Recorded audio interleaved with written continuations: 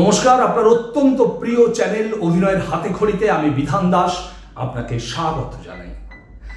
বন্ধু, আমি এই চ্যানেলে প্রতিনিয়ত নিয়ে আসি ছোট ছোট অভিনয় চর্চার টিপ, যেগুলো আপনি যদি একটুখানি বাড়িতে চর্চা করেন আর আপনি আপনার অভিনয় অ্যাপ্লাই করতে পারেন, তাহলে খুব সহজেই আপনি হয়ে ওঠেন একজন ভালো অভিনেতা।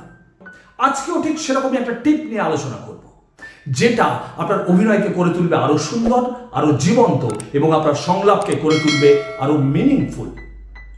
আজকের টিপটা হলো এমফাসাইজ, কেউ কেউ বলেন এমফ্যাসিস, যার বাংলা অর্থ হলো জোর। আপনি হয়তো ভাবছেন অভিনয়ের সঙ্গে জোরের সম্পর্ক কি? ভীষণভাবে সম্পর্ক আছে। খুব সহজভাবে এবং মজার ছলে বুঝিয়ে দেওয়ার চেষ্টা করব যে এমফাসাইজ বা এমফ্যাসিস বা জোরের সঙ্গে অভিনয়ের কি সম্পর্ক, বা অভিনয়ে এই জোর কিভাবে আমরা কাজে লাগাতে পারি। সঙ্গে থাকুন।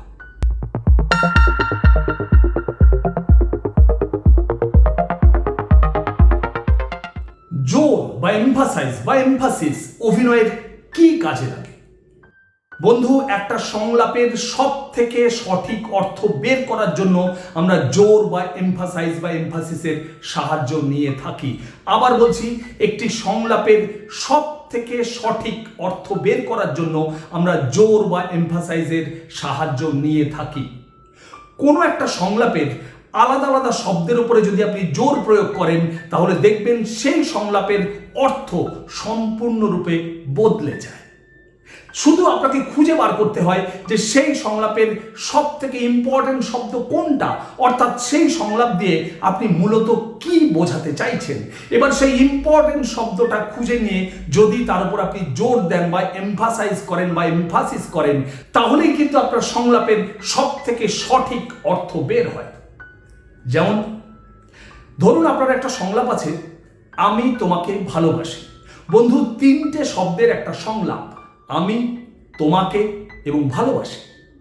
এবার যদি দেখা যায় যে এই সংলাপের সব থেকে ইম্পর্টেন্ট শব্দ হলো আমি, তাহলে আমরা আমির ওপরে জোর দেব। অর্থাৎ আমরা এইভাবে বলবো, আমি তোমাকে ভালোবাসি, আমি তোমাকে ভালোবাসি। বন্ধু, এখানে আমরা আমির ওপরে জোর দিলাম বা এমফাসাইজ করলাম।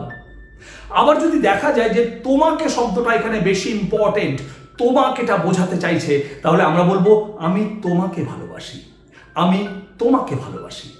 আর যদি দেখা যায় ভালোবাসিটা সব থেকে ইম্পর্টেন্ট শব্দ, তাহলে আমরা বলবো, আমি তোমাকে ভালোবাসি, আমি তোমাকে ভালোবাসি। বন্ধু, প্রথমে আমরা কি করেছিলাম? আমির ওপরে জোর দিয়েছিলাম, অর্থাৎ বলেছি আমি তোমাকে ভালোবাসি, তারপর বলেছি আমি তোমাকে ভালোবাসি, তারপর বলেছি আমি তোমাকে ভালোবাসি। বন্ধু, খেয়াল করেছেন প্রত্যেকটা শব্দের উপরে জোর দেওয়াতে আপনার সংলাপের অর্থ আলাদা আলাদা হয়ে যাচ্ছে। অর্থাৎ একবার আমিটা গুরুত্বপূর্ণ হয়ে উঠছে, একবার তোমাকেটা গুরুত্বপূর্ণ হয়ে উঠছে, একবার ভালোবাসিটা গুরুত্বপূর্ণ হয়ে উঠছে। মনে রাখবেন, এমফাসাইজ বা এমফাসিস বা জোর দেওয়ার জন্য সবার প্রথমে আপনাকে সেই সংলাপের সব থেকে ইম্পর্টেন্ট শব্দটাকে খুঁজে বের করতে হয়। কি করে বুঝবেন কোন শব্দটা ইম্পর্টেন্ট? খুব সহজ বন্ধু, আপনার সংলাপের আগের সংলাপ এবং আপনার সংলাপের পরের সংলাপটা যদি একটু মন দিয়ে পড়েন, তাহলে খুব সহজেই বুঝতে পারবেন যে আপনার সংলাপের সব থেকে ইম্পর্টেন্ট শব্দ কোনটা।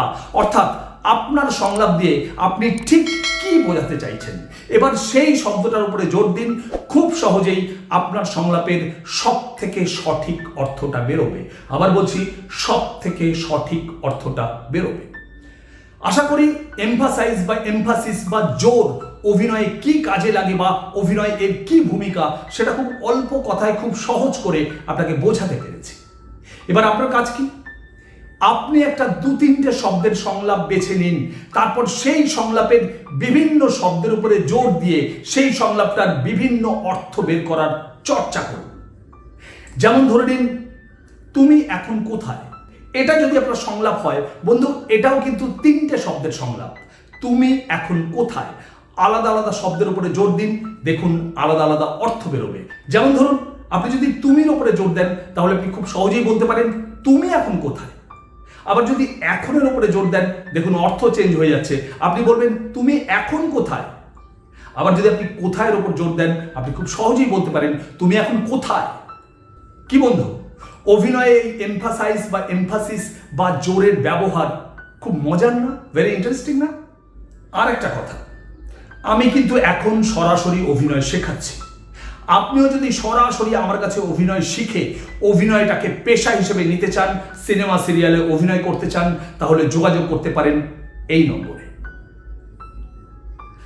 মনে রাখবেন, শুধুমাত্র সরাসরি অভিনয় শেখার জন্যই আপনি এই নম্বরে যোগাযোগ করবেন, নচেত নয়। আমি শুধু অভিনয় শেখাই না, অভিনয় শেখার পরে আপনি কোথায় যাবেন, কিভাবে যোগাযোগ করবেন, কিভাবে আপনি আপনার কেরিয়ার শুরু করবেন, সেটাও গাইড করে থাকি। এক কথায়, শুধুমাত্র স্বপ্ন দেখাই না, স্বপ্ন পূরণের রাস্তাটাও দেখিয়ে দেওয়ার চেষ্টা করি। দেখা হচ্ছে খুব তাড়াতাড়ি অন্য ভিডিওতে, না হলে মুখোমুখি।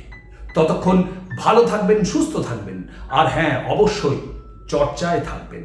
আপনার অভিনয় জীবনের শ্রীবৃদ্ধি কামনা করি। নমস্কার।